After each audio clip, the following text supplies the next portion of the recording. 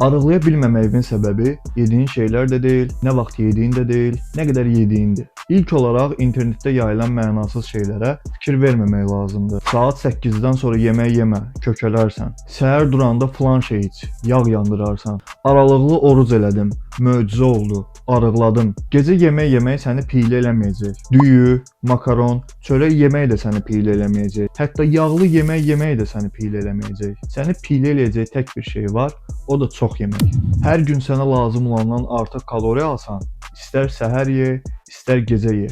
O yağ gələr səni tapar. Bunu sənə maşın örnəyindən açıqlaya bilərəm. Əgər sən maşına həddindən artıq benzin qoysan, o benzin daşar. Ziyan olmasın deyə nə edərsən? Artıq qalan benzini bir butulkaya qoyarsan, o butulkanı da maşına qoyarsan.